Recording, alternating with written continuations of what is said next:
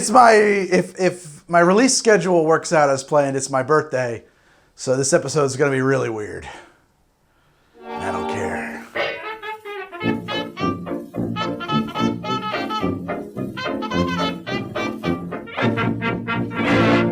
Will you recognize me? Look right through me, walk on by me. The rain keeps falling, the rain keeps falling down, down. Don't you forget about me. That song is so good. The song is so good. We're talking about The Breakfast Club today, the greatest movie of all time. Breakfast Club came out in 1985. It was written and directed by John Hughes, an auteur, actually. A lot of people think of him as like sort of, I think people who are not in the know think of the teen movies of the 80s kind of in a monolithic way, when in reality there was the good ones and the bad ones. This is true. John Hughes is an auteur. He wrote and directed everything he created himself. Much like the other auteur, I love James Cameron, who also wrote and directed every movie he ever created. Is a real filmmaker, a real tradition in the truest sense, okay? All of his movies, are they perfect? No. Is The Breakfast Club perfect? Yes, it is. It is a perfect film. It is a great and amazing film. I grew up watching this movie kind of like obsessively. When I was a child, I was like 10 years old or whatever, and it was just like this aspirational, weird, it's not aspirational now when you look at it now, but when I was watching it as a child, it was like this idea of what high school would be and who I might become. And of course, I always thought I was going to be Bender, like everybody who thought they were going to be Bender, the badass. What can I say? I'm thrilled.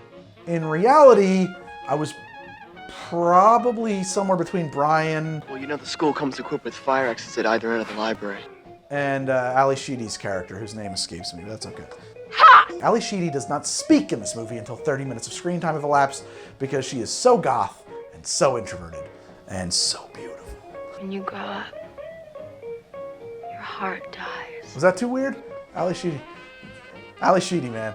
This was almost an episode about war games. Anyway, this week I am honoring The Breakfast Club. This is going to be a strange drink, and I don't care, because today is my birthday, as it happens, so you're along for the ride. I'm going to make the drink right now, and then maybe I'll talk about the movie some more. Let's make it. To make this drink, you're going to need one ingredient that's a little bit usual. That's my way of saying unusual, atypical, usual. And this is cereal milk.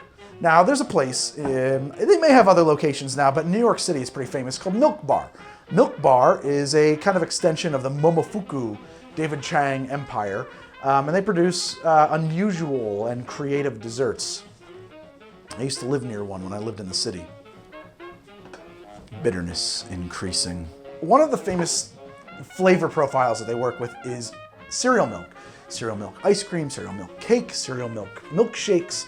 And how you make this, I found out through some experimentation and then some research online, I found a pretty good recipe, is by toasting cornflakes, soaking them in milk with some brown sugar and a little tiny amount of salt, and then straining the whole thing.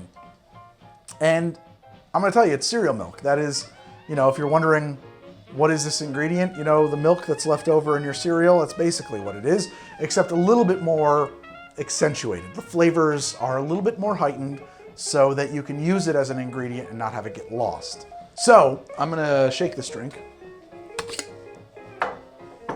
I'm going to use 2 ounces of my Momofuku. Mama, fuck you. I'm gonna use 2 ounces of my Momofuku cereal milk. No, Dad, fuck you. Fuck you, Dad. No, Dad, what about you?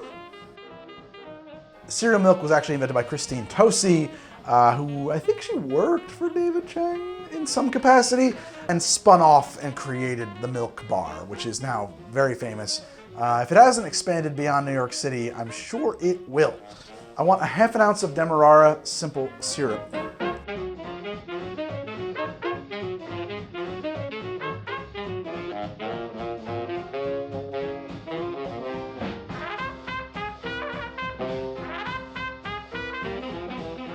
And my notes tell me that I only want to use 1 ounce of bourbon, but I'm going to use 1.5 ounces because it's my birthday. How old am I? I don't know. A woods witch delivered me from a cairn of stones sometime ages ago. In the long forgotten time. And so I don't know how old I am. And so there's only 3 ingredients here, but there's a lot of ingredients in that cereal milk. And so that is sort of the main thrust of this drink, if you will. We don't want to mess with that. 1 big ice cube and 1 cracked ice cube. Not 1 piece went in the tin. Jeez.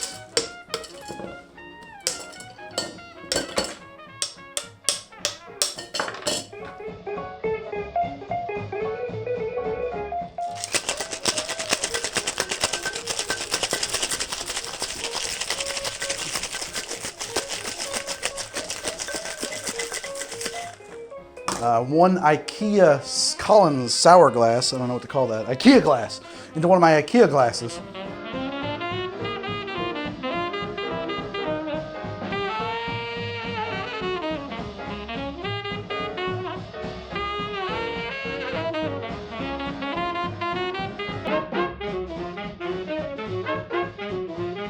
We've created my Breakfast Club cocktail. I'm going to garnish that by grating some of the dry portion of Lucky Charms over the top of it. I know, isn't that crazy? Just dry Lucky Charms grated into a cocktail. Who the heck cares? It's my birthday. It's my birthday. And then, like a handful of these delicious marshmallows. Do you know how hard it is to separate an entire box of Lucky Charms from its marshmallows? It takes forever and like multiple people working on it. That is my Breakfast Club cocktail. I'm pretty sure that General Mills referred to their characters for a number of years as the Breakfast Club. It's kind of a riff on a what do you call that? Eggnog, but there's no egg. Like an egg cream. Let's give it a taste.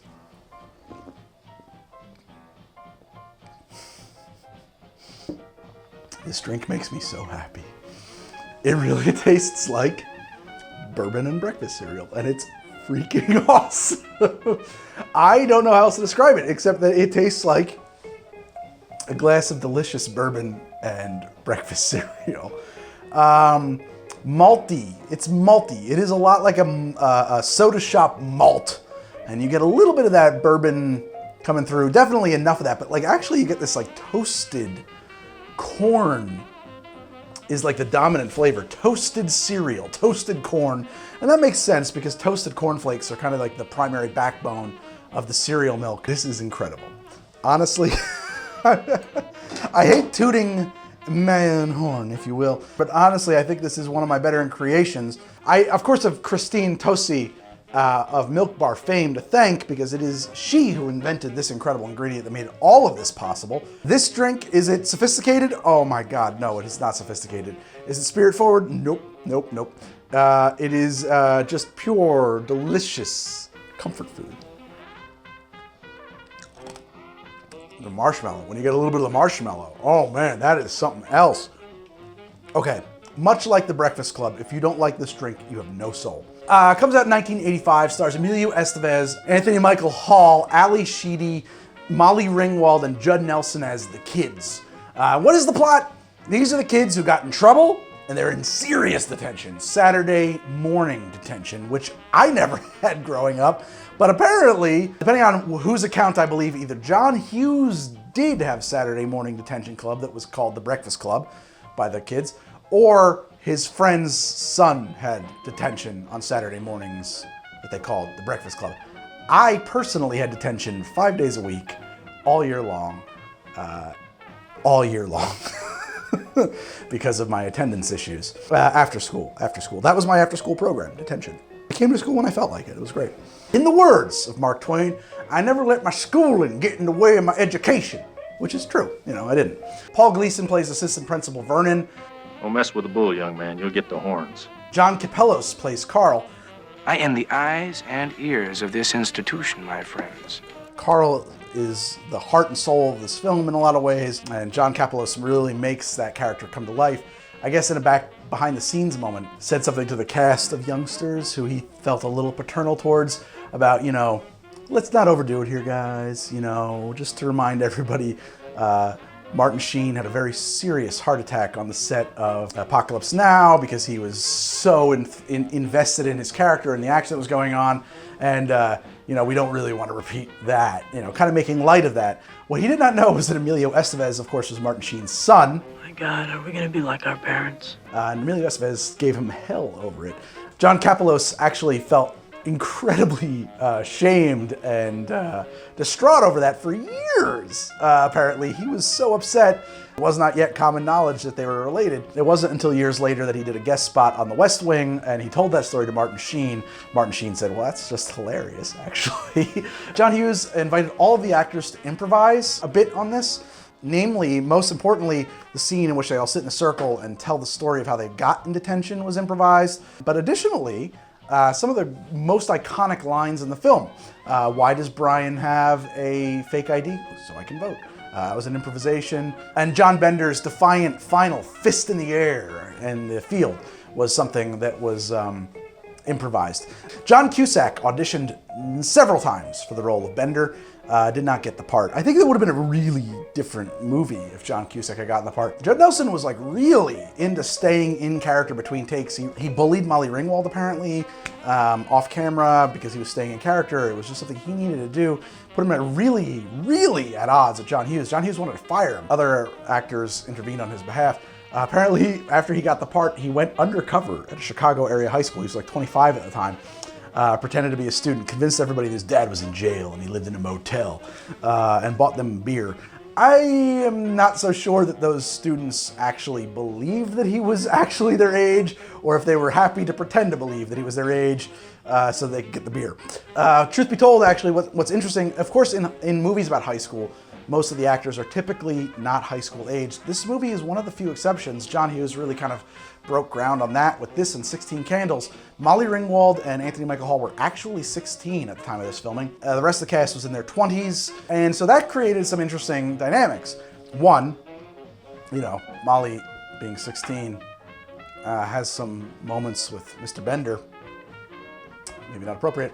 A double was used. Well, it's my birthday. I made the weirdest drink I've ever made on the show. I made a drink I call the Breakfast Club, which is basically bourbon and cereal.